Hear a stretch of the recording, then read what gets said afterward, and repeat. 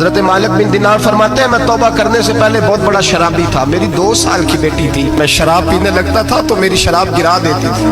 कहती अब्बा मैं तुझे गुनाह नहीं करने दूंगी। 2 साल की बेटी।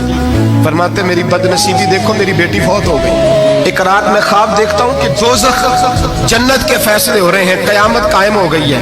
मेरे लिए दोज़ख का हुक्म आ गया। मेरे पीछे एक बड़ा सा अज़दहा, बड़ा सा सांप भागने लगा।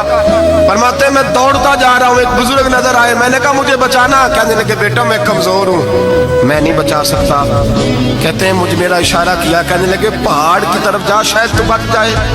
कहते मैं पहाड़ की तरफ जा रहा था तो वहां से बेटी आ रही थी। मेरी बेटी दौड़ती आई, मेरी गोद में बैठी और अज़दे से कहने लगी दफा हो जा, तू मेरे अब्बू को नहीं जला सकता। कहते हैं वो 2 साल की बेटी की आवाज सुन के वो अज़दा भाग गया, मेरी गोद में बैठ ख्वाब देखना, मेरी दाढ़ी से खेलने लगी।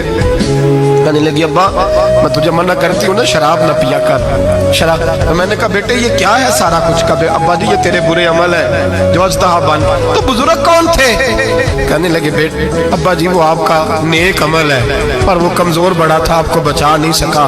अब्बा जी बस कर दें, बस कर दें, अब आप बुरे काम ना करें, आप तौबा कर लें, जो पिछले गुनाह हो गए मैं अल्लाह की बारगाह में सिफारिश करूंगी, रब आपके माफ कर देगा। मालिक बिन दिनार फरमाते मेरी आंख खुली तो मैं पक्की तौबा कर गया। बेटियां तो बख्शवाने आई हैं दुनिया में, बख्शवाने।